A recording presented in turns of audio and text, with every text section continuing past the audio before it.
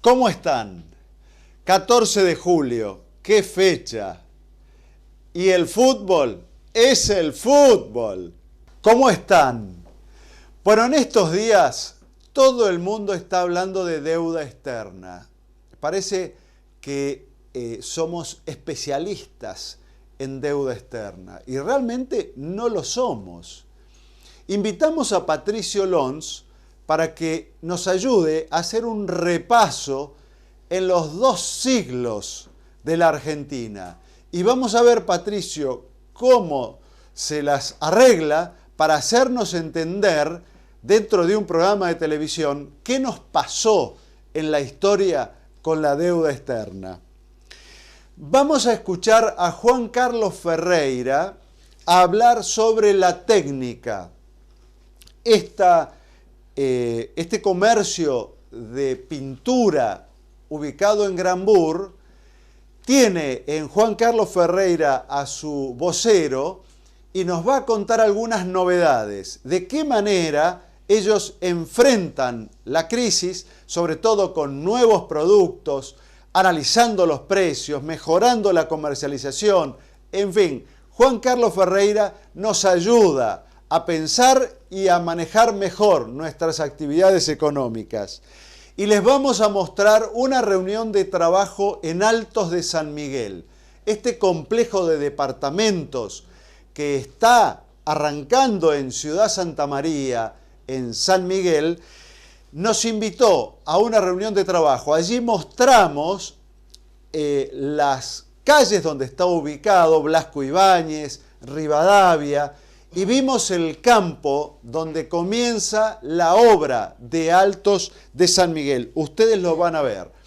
Y les vamos a contar también algunas novedades de la Universidad de General Sarmiento, de las ferias de colectividades que se está dando en la Plaza de San Miguel y muchos otros temas. En la próxima hora, buena televisión.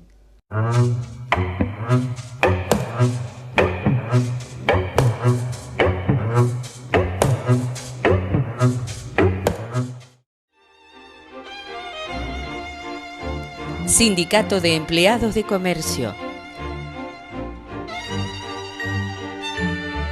Embotelladora del Plata.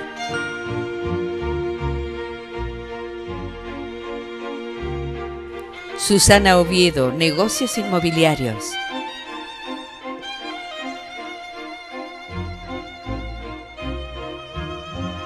Jasper, Indumentaria Masculina.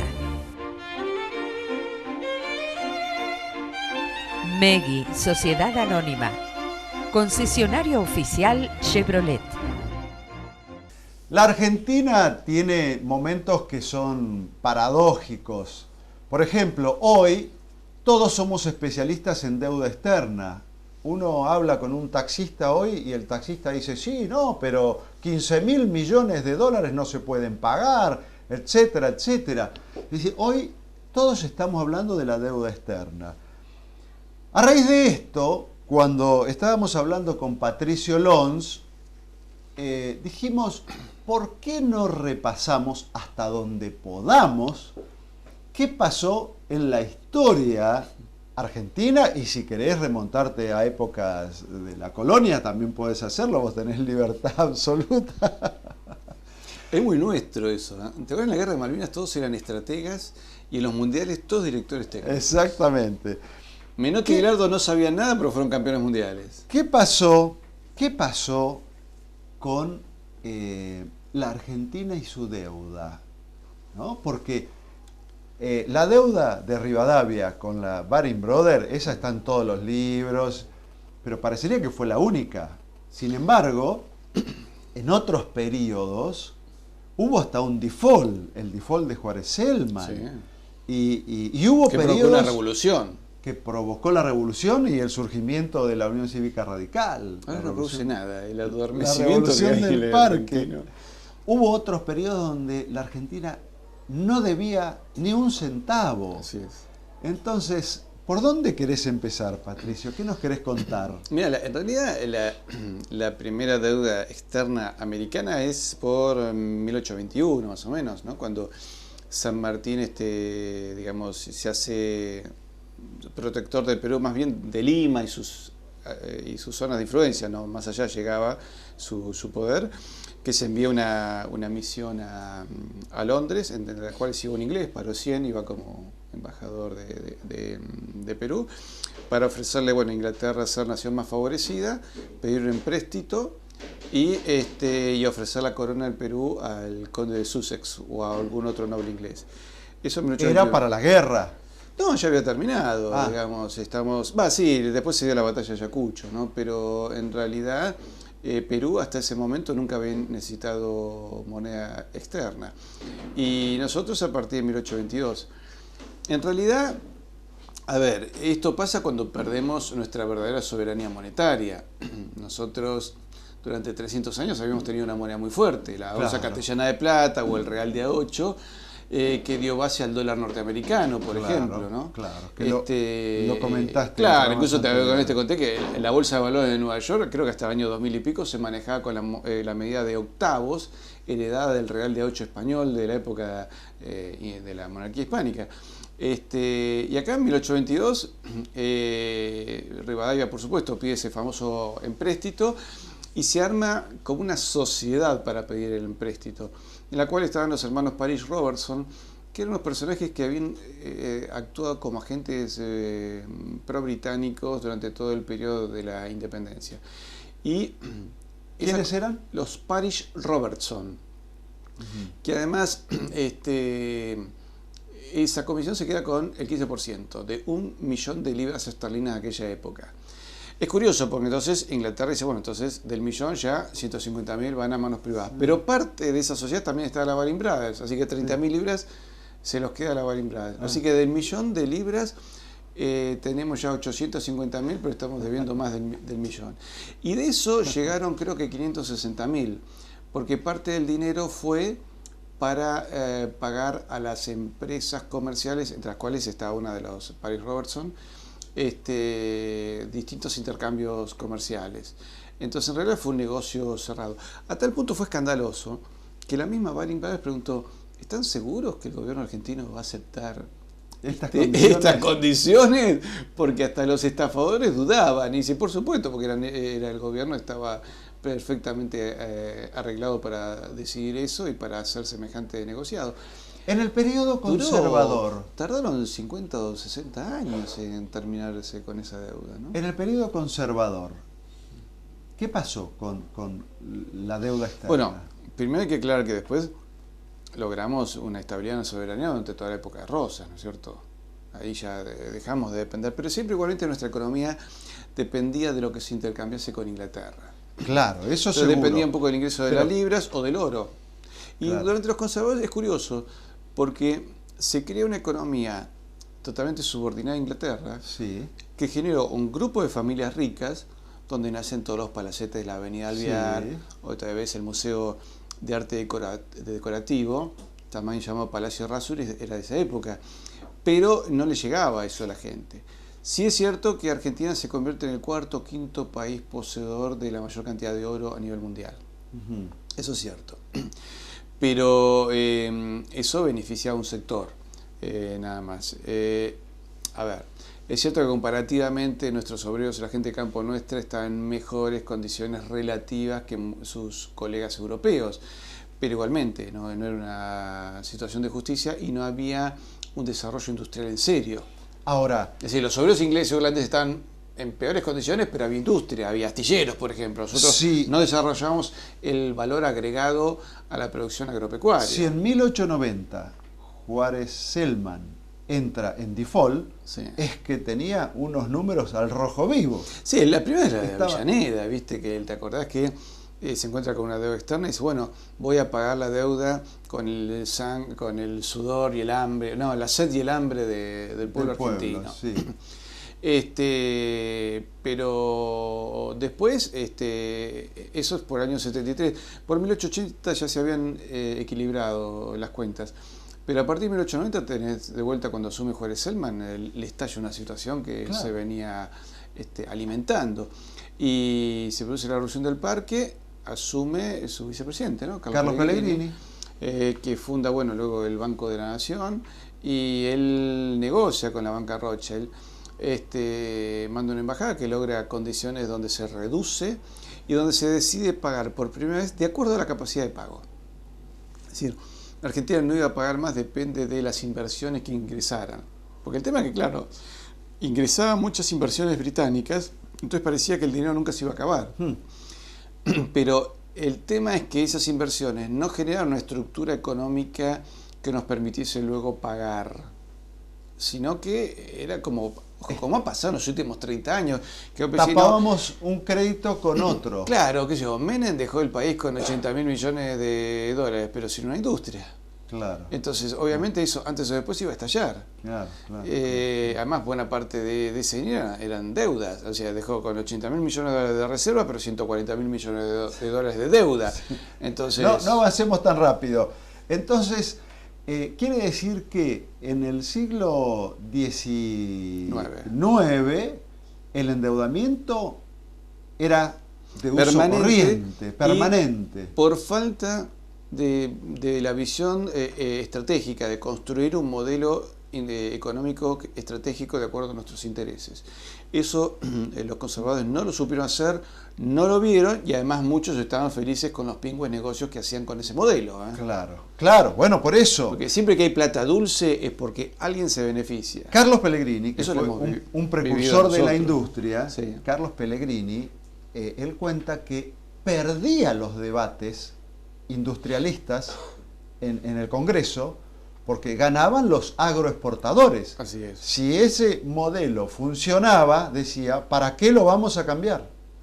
Así es. Entonces, y no veían a futuro. El que logra luego un impulso... Y ahí está la famosa frase, que es de Carlos Pellegrini, que un país sin industria no existe. Exactamente. Sin industria no hay nación.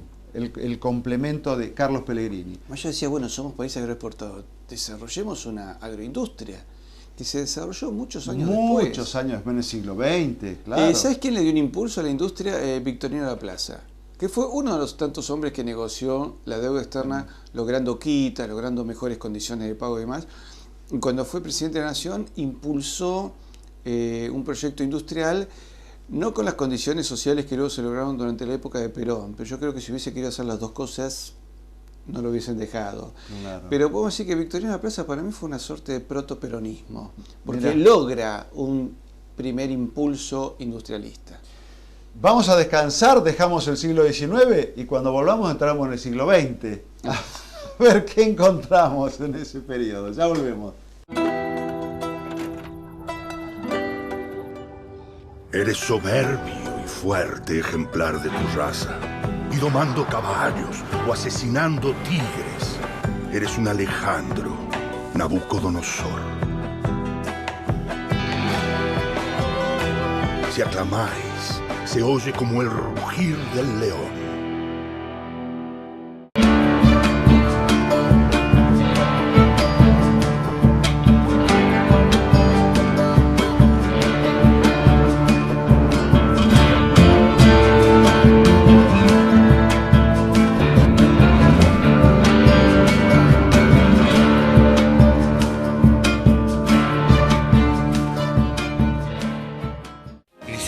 Casa o departamento en 120 minicuotas, 100 pesos, la casa de tus sueños es tuya.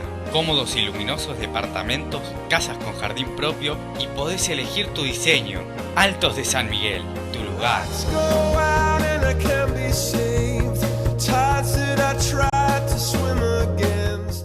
Si usted recién nos toma, estamos con Patricio Lons analizando la deuda externa. Recién lo hicimos en el siglo XIX.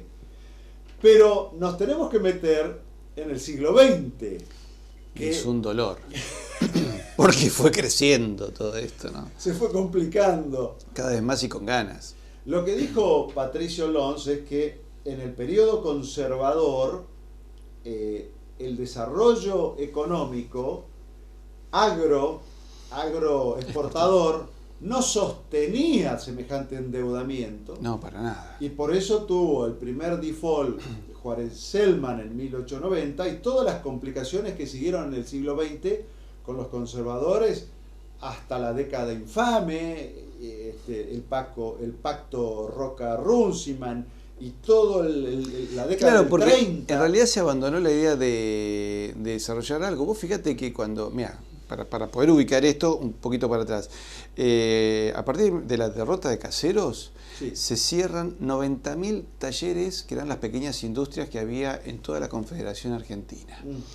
Y de ahí que la Constitución de 1853 tiene esas fallas, y por eso cuando Mariano Fragueiro lo llaman para hacer unos agregados en 1860, pide agregar cuestiones que tenían que ver con el desarrollo industrial. Era un gran economista. Pero en el fondo no hubo una decisión de llevar eso adelante. Claro. Entonces siempre había criollos que quedaban fuera de esta situación, claro. Y de ahí los enfrentamientos que hemos tenido entre argentinos, ¿no es cierto? No había trabajo. No había. No había trabajo. Recién, yo recuerdo haber leído la biografía de Di Tella, el que creó Siam. Sí. El padre de los Di Tella que conocimos nosotros, y él en la década del 30 veía que por la Primera Guerra, por el intento del radicalismo, había muchos argentinos que venían a esta zona y se empezaron a formar las barriadas, y él estaba con su industria, era un industrial, Di Tella. Sí. Y él decía, ¿quién va a representar a toda esta gente? Él era socialista y estaba con Juan B. Justo, con Repetto, pero no los veía capaces de representar a todo ese pueblo que se estaba instalando en la década del 30 en esta zona. Y decía, ¿quién va a representar a toda esta gente? Decía el viejo Di Tella. Bueno, en la década del 40... surge el peronismo y ahí aparece la industrialización, ahí aparecen los gremios, ahí aparece toda esa representación, ¿no? La primera recuperación de la idea industrial se da, como te había dicho antes, durante Victoriana Plaza, porque coincide su periodo con la Primera Guerra Mundial. Exacto. Y había que sustituir productos. Entonces eso le dio a él el justificativo para desarrollar. Y Irigoyen creo que intentó continuarlo. Para mí Irigoyen fue un hombre verdaderamente patriota que no hizo más porque no pudo. Claro. Pero realmente lo intentó. Con Marcelo Torcuato de Alvear, no, volvemos un poco para atrás, porque incluso él, ¿te acordás que lo invita al príncipe de Gales, festejando los 100 años del Tratado de Amistad y Comercio con Gran Bretaña de 1825, que es el gran tratado de entrega de la economía de toda América, porque ese tratado se firmó en toda América, con Inglaterra. Y te decía, y después, bueno, ya en este siglo, Perón lo intenta. Lo que decís de Di Tella realmente es importante. Todos recordamos el Siam Di Tella, ¿no? Que fue el taxi por antonomasia. Y además un auto durísimo. Podías hacer 1 millón de kilómetros y aguantaba. El taxi no chocaras contra un Di Tella porque era como chocar contra un tanque de guerra. Pero y Perón sí tiene la visión concreta, ¿no? Y es interesante porque Perón logra, ¿te acuerdas del 9 de julio del 1949, la declaración de la independencia económica? Claro. Que la hace en la casa de Tucumán. Claro. La famosa casa histórica de doña Bazán de Laguna. Y después, por 1952, creo que logra liberarnos de la deuda externa. No debíamos ni un peso. Cuando se paga el último semestre de deuda, porque él decide no endeudarse. Empieza a hacer una economía que no requería deuda.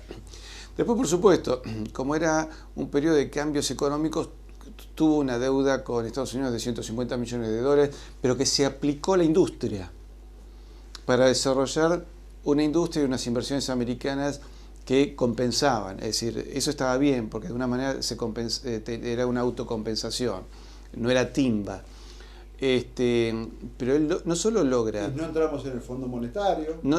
Por supuesto, porque se fue en el 44 que se crea el Fondo Monetario Internacional, pero él no entra en el Fondo Monetario, ni en el Banco Mundial, ni en el Banco Interamericano de Desarrollo, no toma deuda externa. Él dice, antes de tomar un crédito externo me corto las manos, cosa que en el fondo los acreedores nunca se lo permitieron y curiosamente años después a su cuerpo de cortar las manos.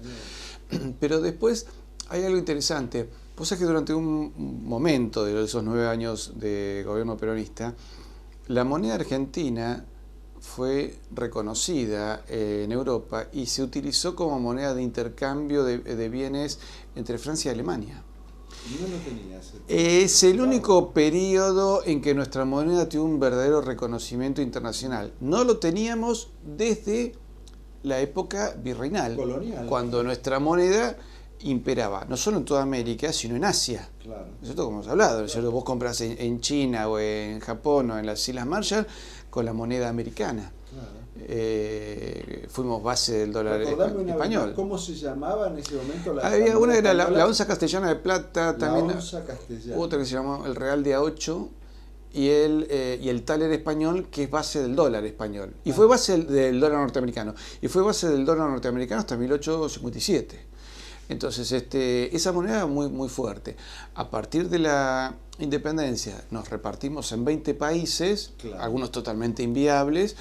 Y la moneda de cada país obviamente tenía... Y todos pasamos a depender de Gran Bretaña. Vos pensás que se perdió toda la moneda, la plata amonedada de Potosí, se pierde. Y luego Sucre se queda como nuevo fundador de Bolivia, por eso hay un monumento inglés a Sucre, donde los ingleses lo reconocen a Sucre como un gran hombre, porque claro, trabajó en fondo para ellos, ¿no? Patricio, no vamos a entrar en los últimos años de la deuda externa, porque ya en estos días es una repetición. Todo el mundo lo está hablando, así que nos quedamos con este repaso. Pero sí, te cuento, ¿te acordás de algo? Sí, es interesante. Durante el gobierno del 73 al 76 hubo una actitud muy clara para que el gobierno central no tomase deuda. Sí. Hay un pequeño aumento de la deuda con respecto al gobierno anterior, que era el de Lanús, Onganía, sí, pero fue privado. Pero en realidad el gobierno de Perón, de Cámpora, ¿no?, asume con 5.800 millones de dólares de deuda externa, y el gobierno de María Estela Martí de Perón es derrocado con 5.800 millones de dólares de deuda externa. Sí. Salta a 45.000 durante el proceso, sí, a 60.000 con Alfonsín y a 140.000 con Menem de la Rúa, llega a 190.000. Es decir, cuando estuviste repasando llegaste hasta nuestros días. Hoy se ha hecho impagable y creo que la única manera es sentarse a negociar y analizar cuál es nuestra verdadera deuda externa, cuánto es anatocismo, sí, ya que algunos economistas dicen que no deberíamos ser deudores sino acreedores, porque hemos sido estafados como nación, ¿cierto? Bueno, te agradezco este repaso por la deuda externa en la historia. Hasta pronto. Gracias. Seguimos.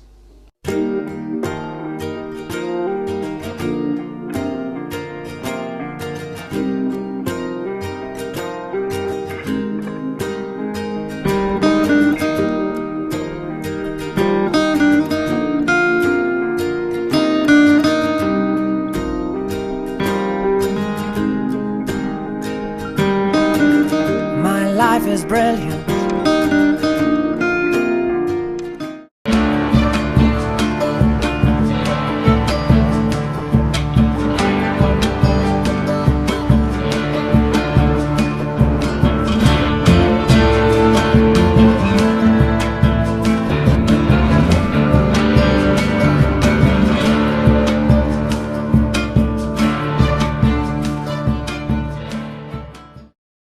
She packed my bags last night, pre-flight,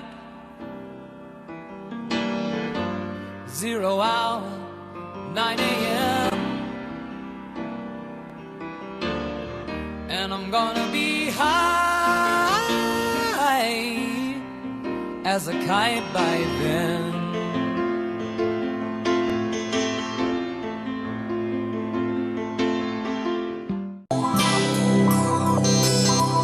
Embotelladora del Plata Sociedad Anónima. Servicio de agua en botellones. Solicítelo al 4451-7872.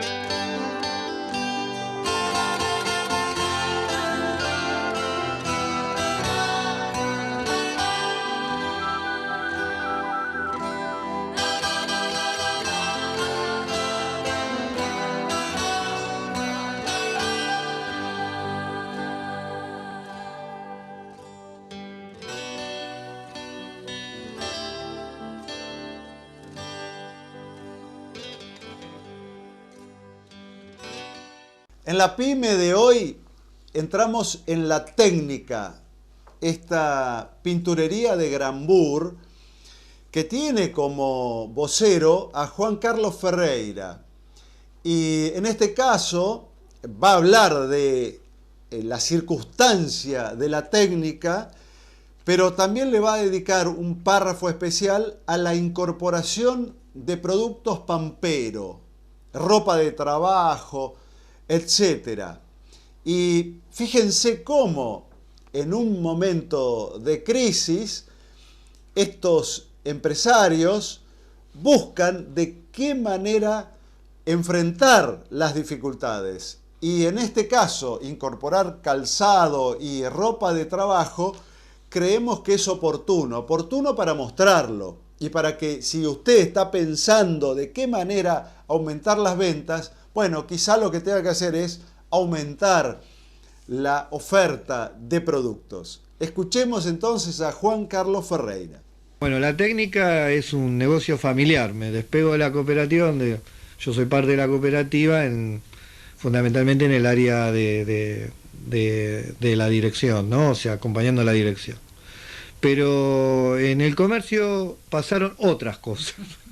O sea, en realidad los comercios que están muy instalados, esto hay que plantearlo en estos términos, ¿sí? Tienen un traslado de materiales o de productos a sus stock desde hace varios años. O sea, no hay espacio físico en las pinturerías, y menos con la devaluación que se sucedió entre octubre y diciembre, porque la devaluación no empieza el 22-23 de enero. Ahí se suma 23% a los 15 que se acumularon de octubre a diciembre. Entonces nosotros lo que hicimos fue mucha política de precio. Cuidar mucho el precio, cuidarlo mucho y en serio, porque lo peor que nos podía pasar es correr con el pánico de cuidar el precio, o cuidar, los materiales que uno ya tiene en stock, ¿sí? A miedo de venderlos y perderlos, ¿sí? Y ahí automáticamente se genera un problema grave, que es ¿con qué precio? Y yo creo que acá muchos comerciantes se equivocaron en el camino.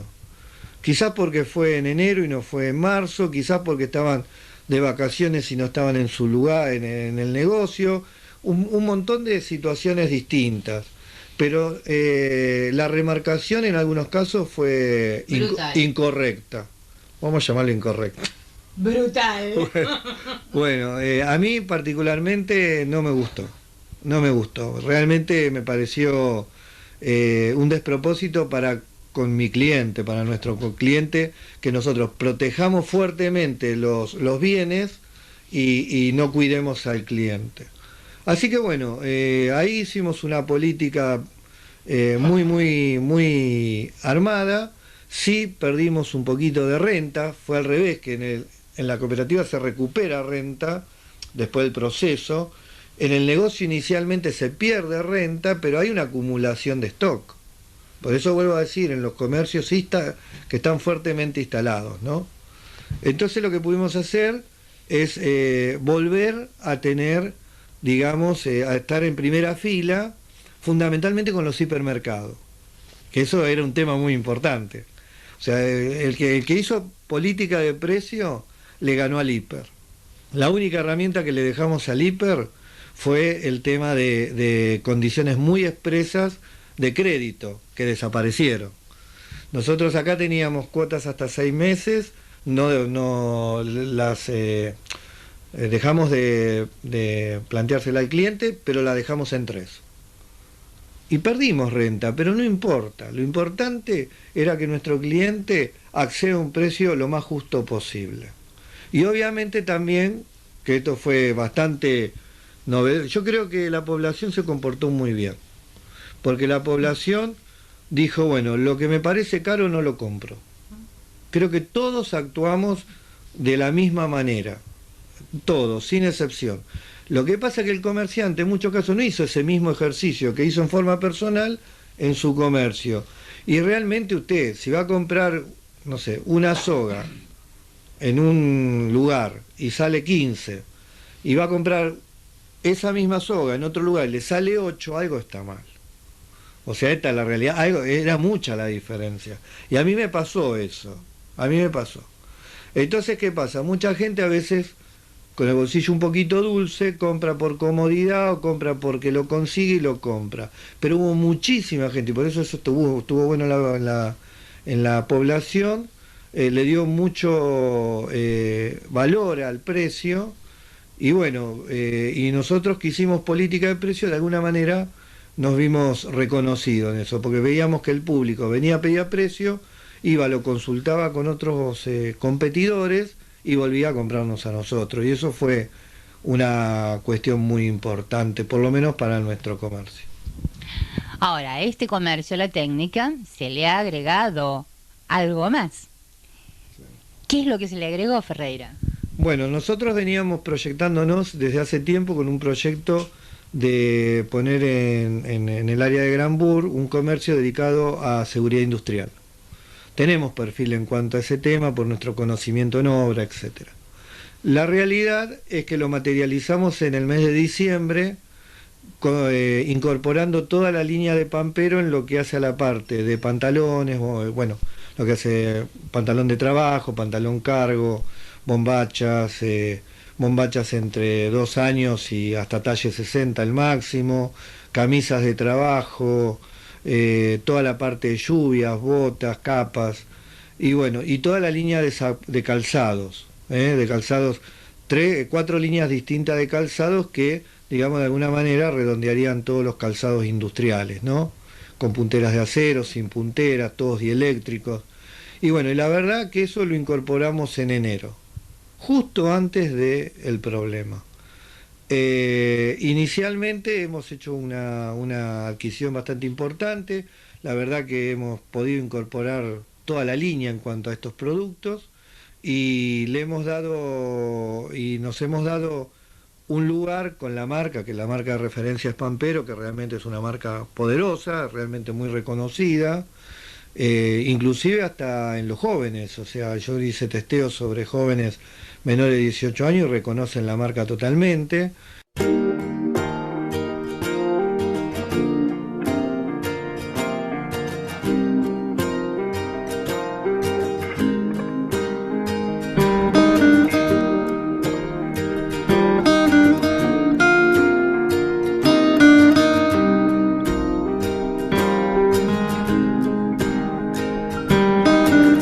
My life is brilliant.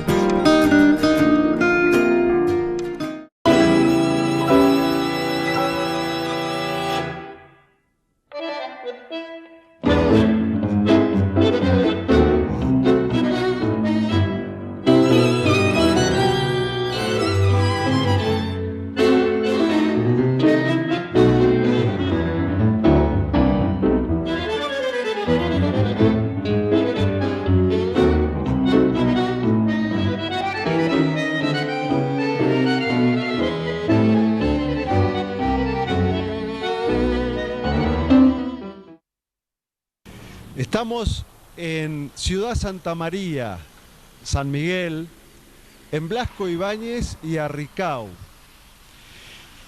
El predio es Altos de San Miguel y en esta reunión de trabajo a la que fuimos invitados se están presentando las nuevas unidades que aquí se van a ofrecer. La modalidad de departamentos es lo que va a primar dentro del complejo Altos de San Miguel. Ven ustedes el nuevo diseño, es obviamente un barrio cerrado, con amenities, con pileta, lugares de deportes, pero con unidades tipo departamento. En esta reunión de trabajo en la que participamos se están analizando ya los últimos detalles porque es una obra que comienza, es muy importante en su desarrollo, con una gran financiación y una gran oportunidad para todas las familias y vecinos de esta región.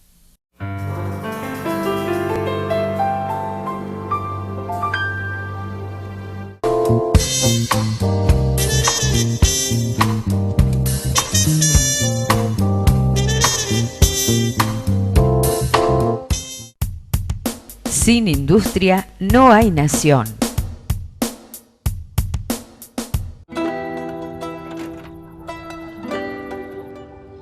Eres soberbio y fuerte ejemplar de tu raza, y domando caballos o asesinando tigres, eres un Alejandro, Nabucodonosor.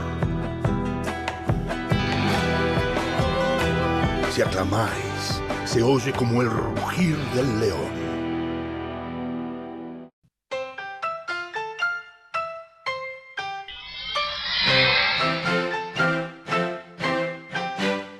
¿Necesitas casa o departamento? En 120 minicuotas, 100 pesos, la casa de tus sueños es tuya.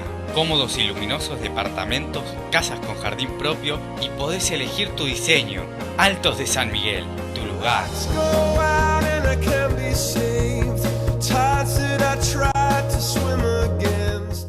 El sábado pasado, 26 de julio, se recordó el fallecimiento de Evita y nosotros queremos sumarnos con una colección de fotos. Este documental que ustedes van a ver es producto del fotógrafo de Evita, que las recopiló, las armó y nosotros con gusto se las mostramos.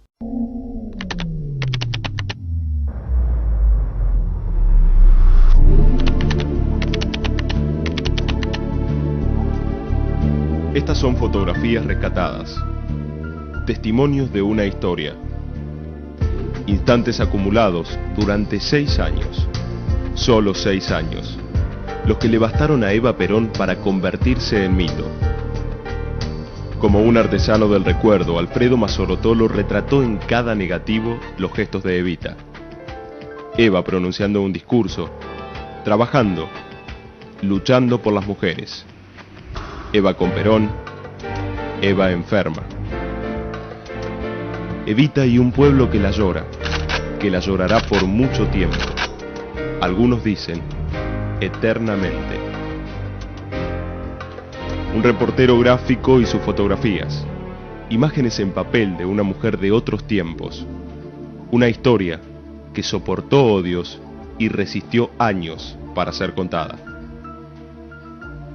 Mi papá, Alfredo Mazzorotolo, al que todos decían el inglés por su aspecto, entró a trabajar allá por mediados de los años 40 como reportero gráfico en el diario El Laborista.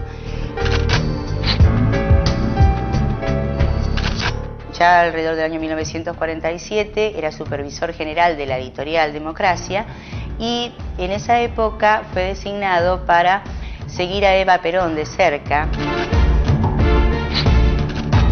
fotografiándola en sus actos, los actos públicos, como así en las audiencias privadas, y también en los viajes que realizó por el interior del país, del cual quedaron una serie de fotografías que nos dan a nosotros la imagen del trabajo de Evita.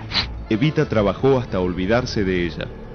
Casi despojada de su cuerpo, insistió en la lucha que había emprendido en nombre de dignidades olvidadas. 3 años después de su muerte, un golpe de Estado derrocó al gobierno del general Perón y prohibió hasta el recuerdo. Se destruyó todo. Años derrumbados. Quema de libros, archivos, fotografías.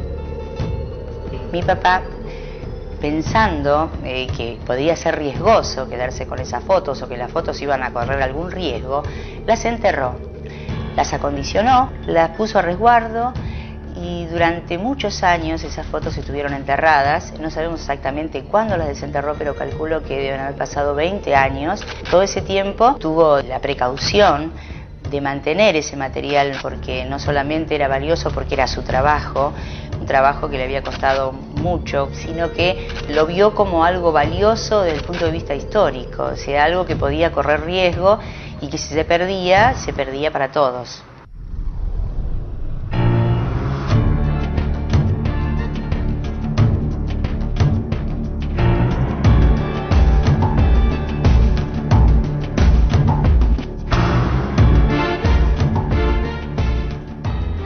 Eva Duarte nació el 7 de mayo de 1919, por decirlo de alguna manera, en la pobreza tranquila de un pueblito de provincia.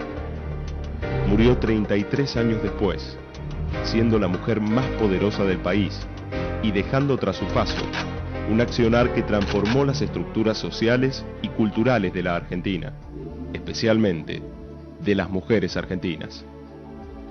Las palabras se hacen estragos cuando encuentran un nombre para lo indefinido, eso que no tiene nombre, pero existe. Evita fue más allá del discurso político para provocar el estallido de una nueva realidad, y en pocos años les dio dignidad y esperanza a los humildes y derechos a las mujeres. Nombres para los sin nombre, esos que siempre la llamaron Evita. La vida alcanza su verdadero valor, no cuando se la vive de una manera egoísta, nada más que por uno mismo, sino cuando uno se entrega la vida toda íntegra, fanáticamente, en aras de un ideal que vale más que la vida misma. Sigue siendo polémica, sigue siendo duramente criticada y sigue siendo profundamente reivindicada. Está en esos límites de la historia. Como antes se llamaba, la historia es un poco mito y un poco realidad para los antiguos griegos. Bueno, la historia de Perón es un poco mito y es un poco realidad. La dulzura que tenía.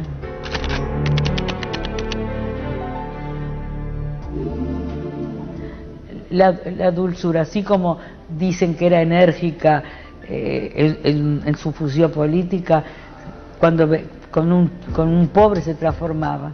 Era la dulzura personificada.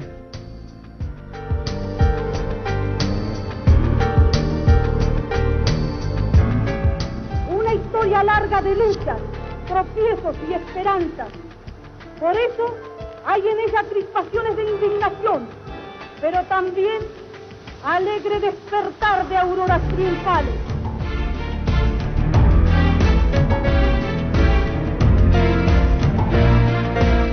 Una mujer que laburaba con mucha fuerza,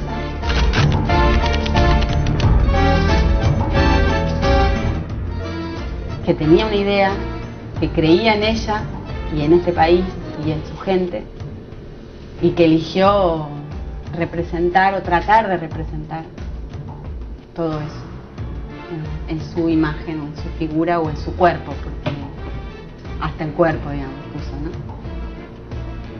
Para mí es una mujer con mucha fuerza interior.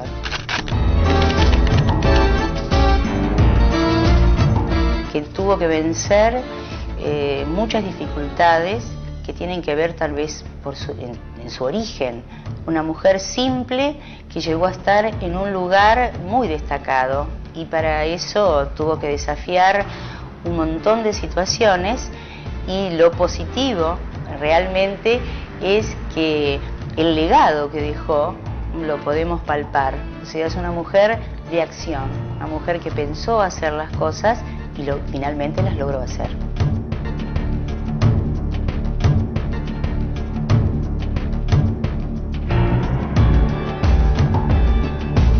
La victoria de la mujer sobre las incomprensiones, las negaciones y los intereses creados de las castas repudiadas por nuestro despertar nacional.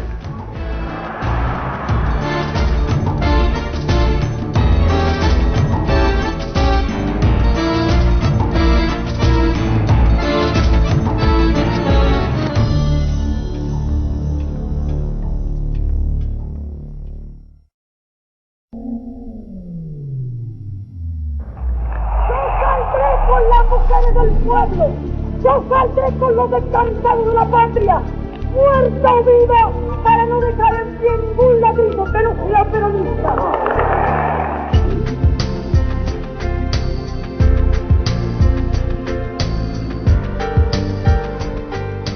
Somos el pueblo, y yo sé que estando el pueblo alerta, somos invencibles, porque somos la patria misma.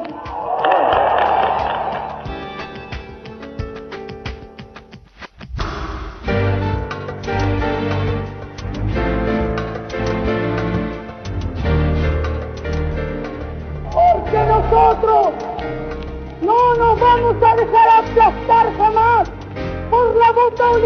cínica y traidora de los vendepatrias que han explotado a la clase trabajadora.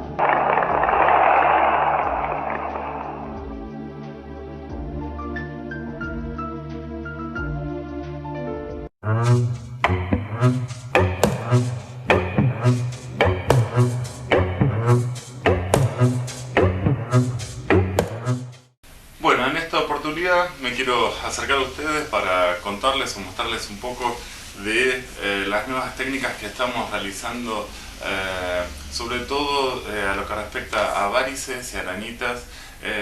Hablamos de las telangiectasias más chiquititas, tal sea en el rostro o en las piernas. Hoy por hoy hemos incorporado tecnología que realmente nos ayuda a abarcar hasta venitas muy chiquititas. Estamos hablando de hasta menos de 0,3 milímetros. Es decir, de a poquito vamos avanzando y la resolución, ya sea a nivel facial o a nivel de nuestros miembros inferiores, las piernas, es cada vez más exquisita. Siempre tomando en consideración el proceso de base, la enfermedad en sí, que es la importante, como uno generalmente lo evalúa en el paciente, y hablamos siempre de salud o estética.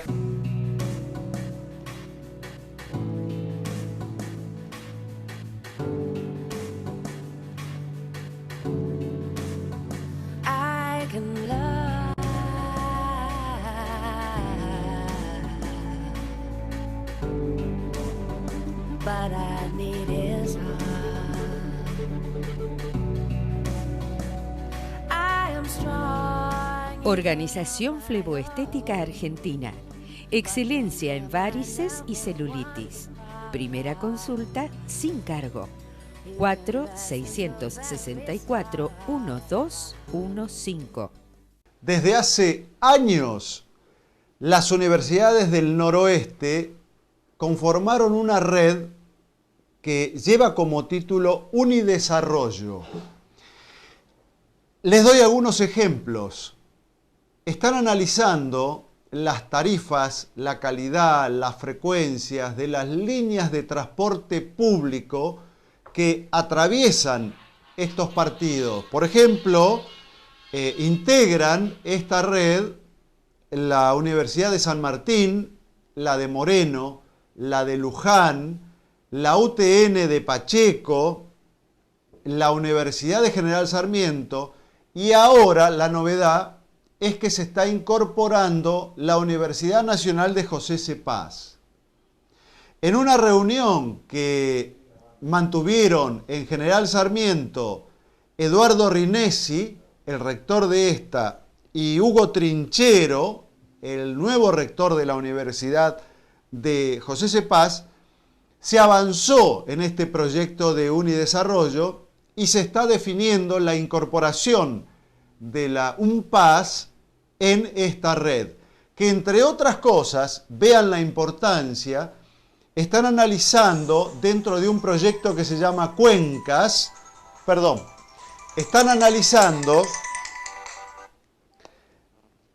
el problema del río Luján, de qué manera las inundaciones, las dramáticas crecidas que está teniendo la cuenca del río Luján puede ser abordada, de qué manera hay que resolver esta cuestión. Entonces, vean la importancia de Unidesarrollo, estos son algunos de los temas que están tratando, y vean la importancia también que se sume para analizar los problemas del conurbano la Universidad Nacional de José C. Paz.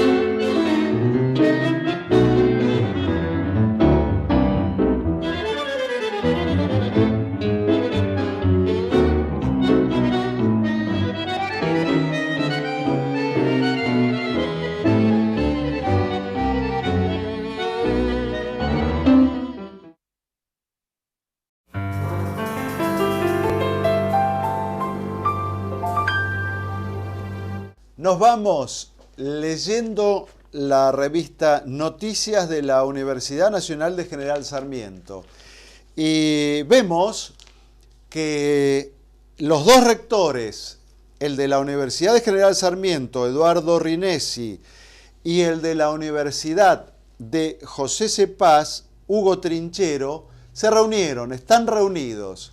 Es muy importante que estas dos universidades trabajen en conjunto.